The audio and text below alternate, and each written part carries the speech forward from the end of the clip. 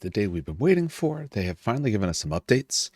We knew it was going to happen at their EOS, but we weren't exactly sure when. So it is currently the 14th.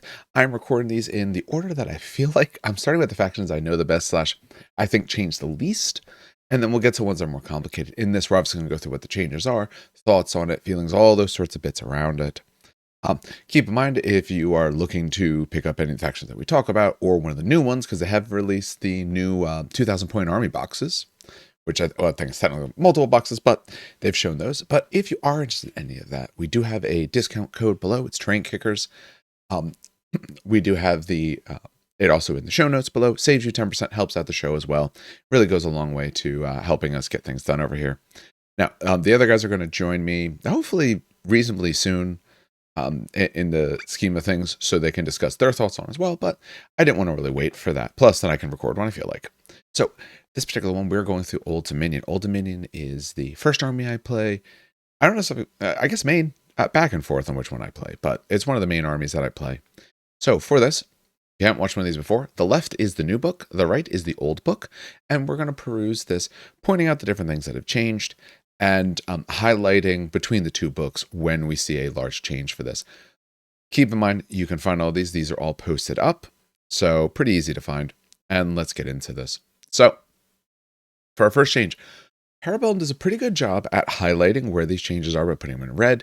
The biggest thing you have to pay attention to, and can take quite a bit of time, is figuring out where something has been deleted or removed, because they don't necessarily highlight that. So you're looking for changes, but you're not necessarily going to find when things were actually removed.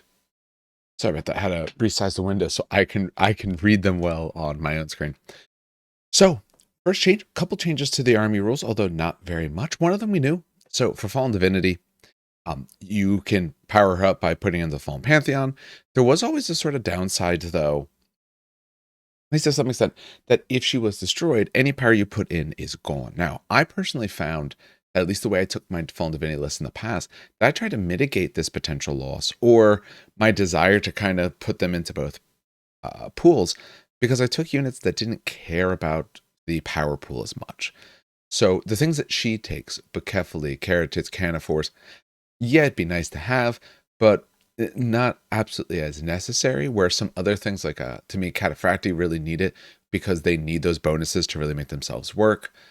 I can see it for some of the other spots as well, where especially you become much more defensive. So if you get like pluses to defense or anything like that, there's certain factions, or certain regiments that care more than others. Some really don't. It's usually more of infantry fighting regiments really want to make sure they get their bonuses or always get the inspired, where some of your heavier things, I personally find just it doesn't matter as much. However, though, either way, now if she is destroyed, all the power tokens that you put into her pool go back into the dark power pool, so you don't lose the tokens. That can mean if you're running lists with her and you went really heavy into her, keeping in mind you can only do tier 3 max because she was your warlord no matter what. But that means if you did get her to tier 3 and then she goes away, you're automatically tier 3 for the other one. Now you have inspired on everything and you're getting your memories of old automatically. So it's quite nice. It does mean that, one, you might be willing to take some units that you weren't necessarily before because of what synergies and if they work well enough for you. Or two, it means you can pump everything into her, throw her at whatever, throw her at the biggest, craziest stuff. You're going to take down probably quite a bit before you actually go down. And then when you do, the rest of your army is automatically right up. So I'm curious to see now with her. I'm hopefully, I don't know about this week because it's been a bit of a crazy week at home. About a week after, I'd like to start getting some more games in. And I do want to try her out with some lists that I probably never would have run in the past and see how does that do. Not that I'm saying I want to get her, destroyed or defeated on the table, but knowing that maybe I can take things that don't help her quite as much, but will be good if someone can take her out, because she can be destroyed, especially against certain types of opponents. They have a lot of like fast cav and stuff like that. So I'm interested to try that out. Good change. Absolutely great change. Another good change to me, Blasphemous Soma. You get the 1 power before semester phase, essentially start of every round. You no longer get the +1 to your reinforcements roll. That's a good thing. Honestly, that was too much. You're looking at almost auto win on your lights early in the game. if you took them, and we're going to talk about them in general, I like them better. One is okay. One is theoretically probably worse than it was before, but I think it's very fair. Your medium, you're starting to get on threes and then fives. So you're getting your mediums a lot more reliable, and you're getting your heavies and anything like that in much, much faster. I was finding, especially if you're taking Strategos, who gets to count as a light for coming in, you're having most of your army before your opponents necessarily even get their good rolls for it. Like by turn 3, turn 4, you probably have absolutely everything unless you rolled really bad. In turn 3, you probably have all of your mediums and half of your heavies, where some other people might have gotten almost nothing at that point. So it was too much. We didn't necessarily need that, I don't think. It does mean you have to plan a little bit differently, but I don't think we overall really lost. And okay, we did lose something, of course, but I don't think we lost anything in terms of the power that we should have. What I will say for this, for anyone who doesn't know me, when we go through this, I am trying to look at it from an overall viewpoint. I'm going to talk about the things I like that happened, of course, related to my army. I might be a little more positive on some of those than others. But I don't want it to ever come across that like, oh, they did something I didn't like about my army. Well, it's all garbage. Oh, this other army that I struggled playing against, they gave it something that will help them. Oh, they're bad at. No, that's a bad way to look at a game. You want to be able to look from a little bit of a stand back sort of viewpoint. Strategos, he has forward force, so they removed his from the front, but now he has forward force. Forward force, it's actually in the main rules. It's a new rule. It gives you flank. So one thing they did that was actually really nice is they streamlined certain rules. So he had a long drawn out rule that said you get flank. Not exactly you count as a light, so you could have, I guess, rolled for him instead, but now you just get flank. You just bring him in when you want. But he no longer counts as a light for that. So he's going to go into a medium unit because that's just how it goes for this. So that means he's coming in, turn 2 to 4, depending on exactly when you want him. That's the last change for characters. I didn't notice anything else. Every now and then, something to especially pay attention to is to look at mainstays and restricted. I didn't see any differences here when I went through, but I know in some of the other factions, there was a decent amount of change. Not too many. I know Nords had some, but we'll go through those as well. But for these ones, I didn't notice anything different. Fallen Divinity didn't really change. One thing they talked about is that upgrades are now a little bit more streamlined. In general, they got rid of some. So there's less upgrades overall, but they're more fitting to gameplays and stuff like that. You're going to see that more in Nords and Wadroon because they essentially got their big changes this particular go around. Old Dominion had their big changes in the past. So we didn't get quite as many, but still quite a bit. So one of the big things they changed was the Legion 1 Primogenia. So points cost is exactly the same. Does a completely different thing. It used to give you Aura Death +2, but now it means that particular regiment that the character stand is in gets the count as effects of 1 dark power tier higher than normal. It doesn't give you tier 4 unless you were allowed to be tier 4, so Strategos or Ziliarch. I was never one to run the Aura Death Bombs. I understand that they were good, especially depending on who you went against. If someone like Dweg, not as good, but some of these other factions just have really bad defenses. Very strong. Wasn't my kind of gameplay. Didn't really enjoy it personally. I absolutely love the change to this banner because now we're also talking about, say, Fallen Divinity. You want to take her? Well, hey, that means that unit that you really want to make sure, remember, it has to be a unit on foot, but that unit that you want to have its dark power pool be at least, say, the 2 for its memories of old. I'm thinking, Varangian Guard. I think that really works well. I think Legionnaires, maybe Praetorian Guard. I could see those sort of spots. But if you really want that, now you have a way to get it. And you can always count now that 1 higher, especially if you're the type of unit that's going to want to get to that, like always inspired earlier. This is a different way to take, actually I got to check one thing. Yeah, check that. Princeps are gone, which Princeps were the way for certain of units to just get always inspired. So you don't have that anymore. So here's a way to get them not always be inspired, but be inspired potentially a lot earlier than they would naturally. I find you can, the way I run my list, I can usually be tier 2 by turn 3. Depending on what happens, but usually by turn 3, absolutely. If not by 3, partly into 4, which means now that 1 unit could be inspired by turn 3, which might be close to the time some of those units come in. So absolutely great change, especially with the fact that they removed something that could have gave us some rules in the past. that is the main things there. When we get to Dark Blessings, nothing that I noticed in terms of Dark Blessings either. We know they told us some of the things, but I also looked for stuff that was removed or other small changes that they might not have mentioned, but didn't actually see anything there. We did have some differences in spells. So remember, right side's the old. When we take a look at the spells, one, Unholy Baptism. Now, they said that in red, that was still a 3. That actually wasn't any different. That happens sometimes too. They don't actually update things, so that's no different. Dark Immolation is different. 1, used to be scaling. So your Archimand rate's now Dark Immolation, no longer scaling. This used to be, depending on how many successes you got, you add to the amount of Aura Death they have. Aura Death has changed for anyone who hasn't read it yet. Aura Death now is much like they do in First Blood. If you are touching the unit at all, the regiment, the character, or I should really say it's a regiment for now. If you're touching the regiment who has it, you take that number of hits. It's no longer a per stand basis. So what that means in general is your Aura Death numbers tend to be a little bit higher, but you're overall doing less because it's not on a per stand. Now you're doing more if they're only touching one stand, but if they were used to touch all 3 or 4 of them and like that, they've removed that. So they've really found a lot of ways to remove these Aura Death bombs that some people are running, especially Old Dominion. It's also why you'll notice Dark Immolation now can go to maximum of 12 because that's 12 total. It used to be maximum 5 per stand, now it's 12 total, but it gives you Aura Death plus 5.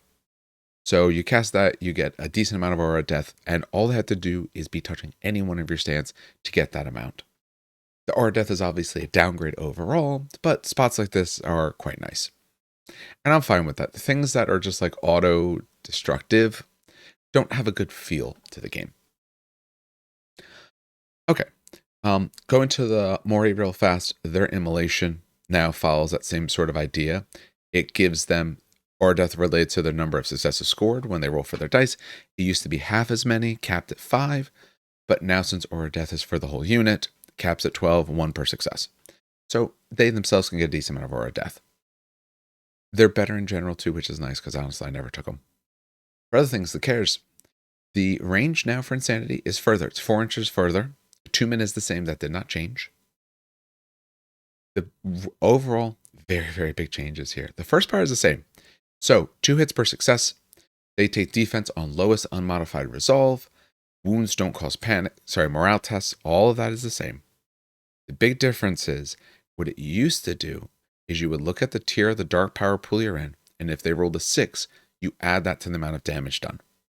That meant if you kept the cares alive till you were at tier 4, which if you just kept them back because of what they did, they don't engage till like turn 4 or 5 in the game. That means if they get close enough and hit someone, if they rolled a 6, they took 5 wounds. That means even if I only got, 4 or 5 hits on you, if you had a really unlucky roll and rolled a couple 6s, you might have just about one shot a variety of things. You might be removing full stands. I one time had one of my Rakshasa. I want to say I had to roll like 6 or 7 dice, and I rolled 3 6s. One shot him immediately. So they've removed the feel bad aspect of this. They gave us more range, which is really nice, but they removed that. You'll notice the other thing for the spell and the other cares. Drain Will is now just a flat -1 to defense. It used to be -1, but if you got enough successes, then there's some more Aura Death stuff. No, just all removed. So, in general, okay, it's pretty easy to say that cares got a downgrade. But I think it's a very fair downgrade because it removes this crazy spike that they had. That meant, what would I do? I'd keep them in the back, I'd push them forward, and I just hope you roll 6s. And if you roll 6s, you're taking tons and tons of damage. I'm removing full stands or more for every single 6 that you rolled. It's a feel bad. It's a negative play experience because if you don't roll well, even if you have really good stats, but you miss a few rolls, you could lose tons, even though I didn't necessarily do that much to you. So I think that's a good change. I personally was not a big fan of what they did. Did I use it? Sure. If I'm doing competitive enough, yes. But is it better now? Yeah, it's much more friendly to the people you're playing against. At the end of the day, you want to play games against the people. Cultists. I just assembled my cultists. I think they're downstairs because I put some dirty down rust effects all over them. They got worse in most ways. They've changed what they do in my mind, and I'm not sure what I think about it. Move 6, so they're 1 inch faster. Cool. I wasn't really worried about them getting to the front line, though, so I'm not too worried about that. Resolve 3, so they do have a better resolve base. Take a big enough unit, you get the bonus. However, they've lost Oblivious, which means that resolve matters so much more than it used to, because it used to only be 1 wound for every 2 that you failed. You have a better resolve, but you're going to now lose 1 for 1. So overall, probably a downgrade technically. Maybe not a huge amount in the beginning, but overall downgrade. They did get an extra barrage, so now they're shooting 4 shots each. And they gained loose formation. They've lost lethal demise, which was just absolutely great. I guess it's, their the vials that they're holding just cracking while they're getting hit. Lethal demise was nice. Lethal demise no longer does morale tests, so you don't have to worry about that anymore. But they lost it. They did gain loose formation, so now they're much less likely to be destroyed in shooting. But if anyone reaches them, they're worse in general. Although they did gain their acolytes for free. It used to be an upgrade that you could take that meant their command stand counted for a dark power pool. Now it's just a base thing. Same thing that assassins have. That their base thing is that, yeah, you get a dark power pool when you essentially fully remove them. So I just put mine together as cultists. Okay, I'm still going to run them because I like the idea of them. I think that they work well with Hierodeacons. The loose formation will help me in terms of getting shot. But other than that, I really like their lethal demise. I really enjoyed the Oblivious that they have. So, and if I'm going to put a character in, I'm not probably taking cultists for fun. I'm probably putting a character in there as a cheap little spot for her, which means the resolve I'm not quite as concerned about because I have character stands and all of that. So, cultists got a bit of a but that's fine. I'm all right with that. Assassins, same exact points, but now they have deadly blades. They did lose their master assassins, so you're not getting the extra attacks and any of that. And they have acolyte space, so they lost some things as well. And generally, you see there's a lot less really things that can go in there. So they have, like, said their acolytes and stuff like that, but there's a lot less upgrades, if you want to put it that way. Caris and Mori had the same exact change. They had some other changes, but one of the main changes was both of them now get a free spellcasting action. You are, remember, in this new version, you are limited to a total of 3 actions on your turn. If you get out of phase actions, that's another thing, but you are maxed at 3. But spellcasting is now a freebie. That does mean you could potentially move. You could Memories of Old if you're at a level, so you can spend it as an action, and then go ahead and still cast. So that means with your spell being 14 inches for Insanity, you now have 20-inch Insanity bubbles, which pretty good. That was the main distance that they had, and we already talked about their spells. When you get to the Mori, they changed a decent amount. Their Aura Death now, they have it at 5, so they have a flat Aura Death 5, which, remember, they can stack onto that because they have a rule to do that. So now they have this as their Aura Death, where if we looked before, they were Aura Death 3 per stand. So now they're going to be a full 5 total. They gained Devout, which they did not have before. Cares did have Devout, but now these guys have gained Devout, so easier to cast this. Remember, they have Translocation was the spell they cast on themselves. I found, at least for me, I rarely ever cast their spells because I didn't want to spend the points to get them the level of priest. Biggest difference, Mori in the past didn't start as priests. Cares did. Cares were priest 1 per stand. Mori weren't priests at all, which means if I wanted to cast a spell, I'd have to spend an action to Memories of Old, or if I'm tier 2, at least I get 1. But if I'm, say, tier 1, if it's early in the game, I'd have to spend 1 action to do that, and then action for a spell. Now, they actually start at Priest 1. They can still Memory for an extra Priest 1. So, and Devout means that that particular spell you want is much more likely to go off. In the past, I never got translocations to work. Didn't even bother ever looking at it. Honestly, I didn't really take Mori. But now it works. Now you can do that. So I think personally, you're going to see a lot less Cares on the field. You're going to see a lot more Mori on the field because I think Mori fit a very nice purpose. I think they can be early game, really rushing forward and putting a lot of swings because they have 6 attacks each, a lot of swings into people. Our Death 5 base looks nice, and with the free spell casting action does mean you could move, charge, still get your spell off to, if I hurt them decently, maybe the Aura Death, so I get some more of those automatic hits, really take someone out, or translocate, pop through them, and that way I can't get hurt. So I think you're going to see them more, which is great because I have 6 stands painted up and I haven't taken them forever because it always just felt like I was paying more points for a worse unit in every way when it's a light that I can't put a character in and can't score with. So I do like that change overall. Standard Bearer is free. It was free before. That hasn't changed. Still at the 100 points, so still nice and cheap. Anath have had some changes. First of all, 10 points more expensive, but you get a couple of things with that. One, you're faster, which helps because we were slow army in before. You are getting Clash 3. So you were Clash 2 with Flurry. Flurry obviously helps, but when you can inspire only to a 3, you're getting 75% of the time. You are now base hitting 75% of the time with your Flurry, but if you get the 4s, you're hitting now into the 80s, well into the 80s. So what, about 86 or so? And that also, as I've rolled it plenty of times, when you take a whole bunch of swings and you just roll really bad dice and your reroll gets you to okay dice. You start at one higher, you're going to miss those sort of spikes that can still happen a lot less. And now you get Tenacious 1.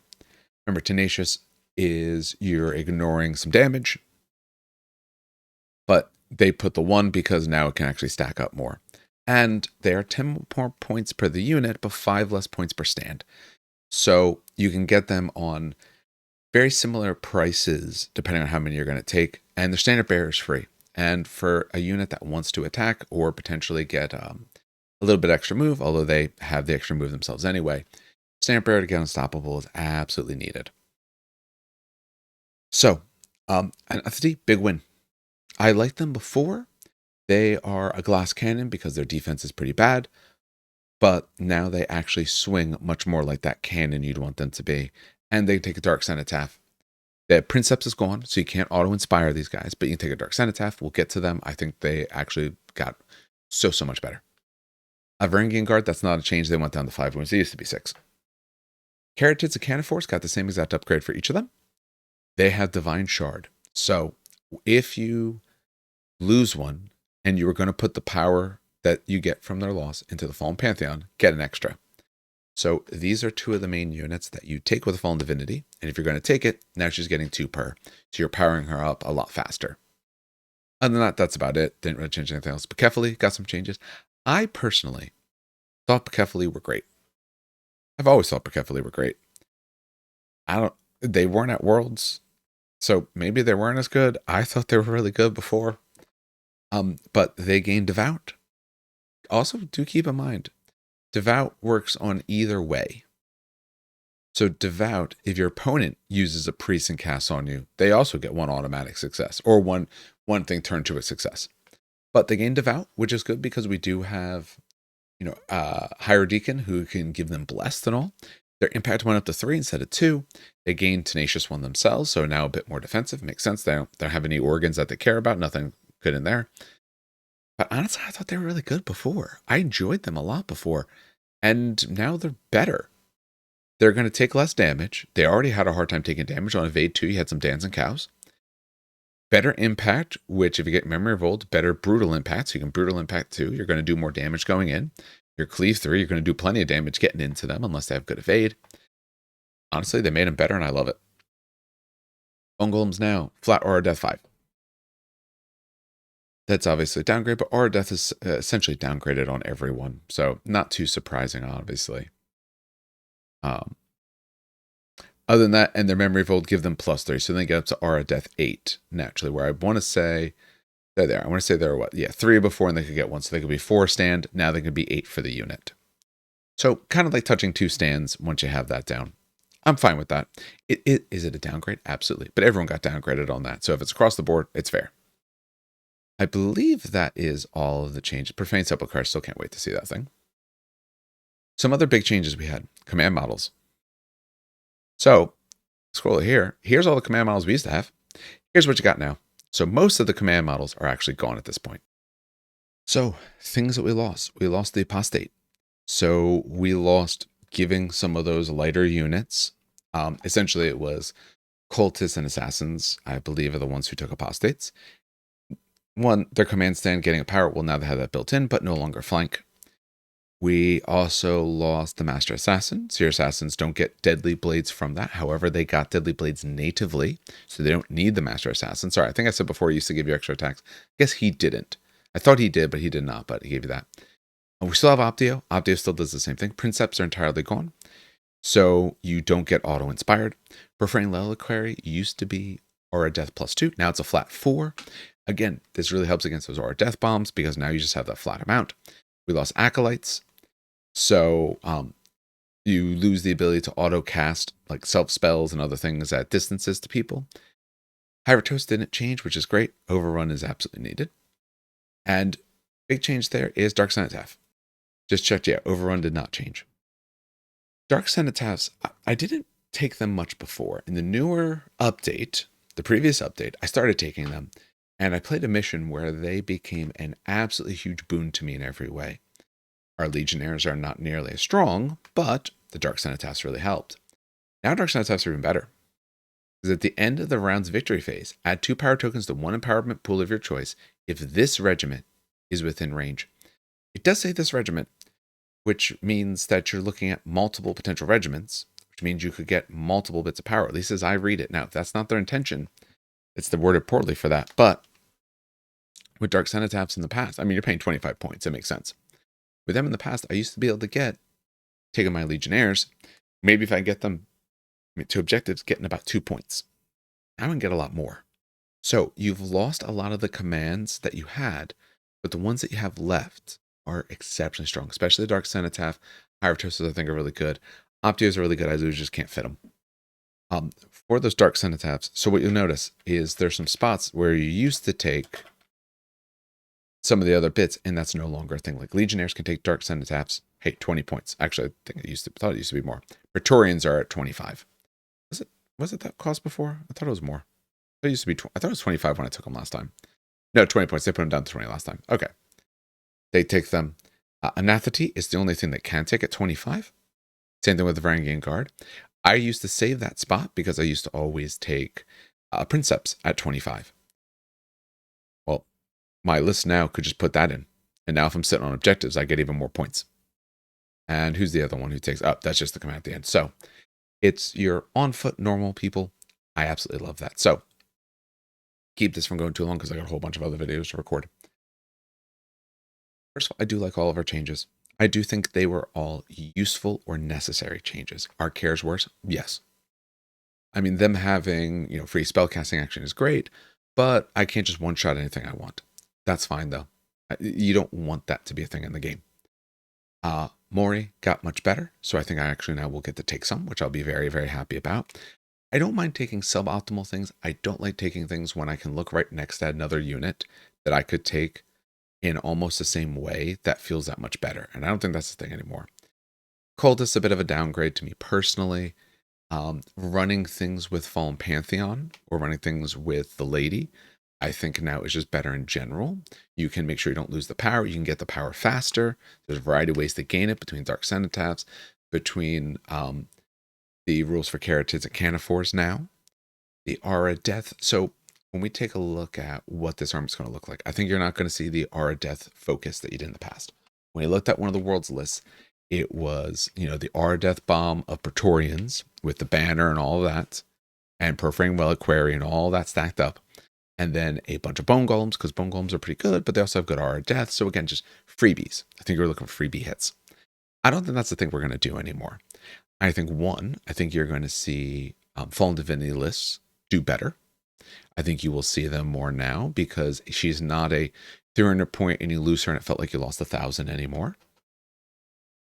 I think Dark Cenotaphs are going to be making a very big comeback because if before you were taking, like I said, a Princeps, now you have those points spare. I'm probably going to put it to that, up my pool. At the end of the day, I'm going to go stand on objectives anyway. So this is a way to get me much more power, much faster.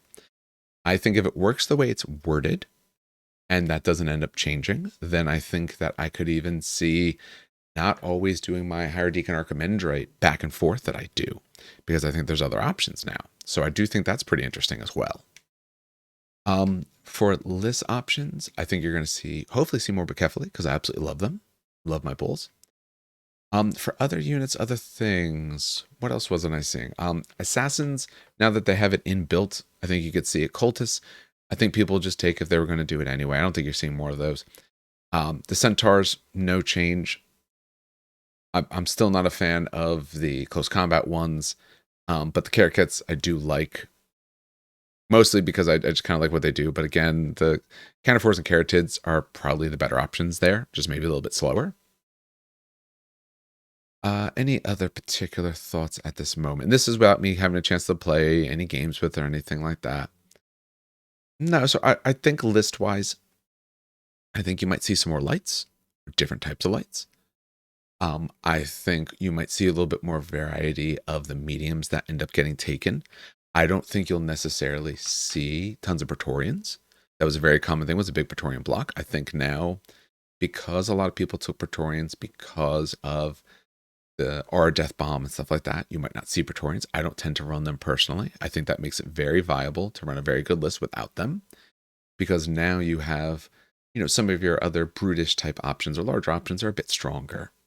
And like I said, if you want something that we might be a little bit more offensive in certain ways, because now you have Mori that are a little bit better, your stand back and just take the hit but deal it out because of Aura Death is much lessened in many ways. We'll have to see. You might be able to still get some good numbers, but I'm thinking about, if they fully connect. If they just partially connect, though, it's getting better. And what you might find is you might be trying to look at crafty ways to try to minimize the amount that you're getting hit by something. So this could mean that if you are standing there, your opponent is, has one part of a stand overhanging because of the way you hit them. Maybe you hit them with something that's 2 wide and they're 3 wide. Now you can get 1 in. That would be 2 of your stands that get to attack, but you get to count your full Aura of Death. Not as strong as it was before, but still a lot better than when you only had maybe 1 or 2 stands. And they're going to be able to hit you back a lot less. So overall, I think we got some pretty good things. Overall, I would say our power level stayed about the same. We gained in some spots, we lost in a few others, but the main way we get our power level, I think, is very different. Let me know, though, what you think, especially once you guys get a chance to try any of this. If you disagree with any of the things, obviously let me know. I'm always interested to see what people say. Part of this obviously depends on what is played, what is popular, and in your area, maybe where you live, maybe no one was running their Aura Death stuff. So like to you, it didn't matter. I think that was an absolutely big play. So I'm kind of curious to see what a lot of other people think. Is that if you're looking to pick any of this stuff up, we got a discount code, Terrain Kickers, down below. There's a link you can click on. You can pick up all kinds of great things. Now's a great time to be doing stuff like this because they're really supporting this game well. And especially if you're doing like, Wadroon or something like that, Quaddle looks amazing. But that's enough for this particular video. Well, on behalf of everyone here at the show, then, have some good hobbying. It's a great gaming.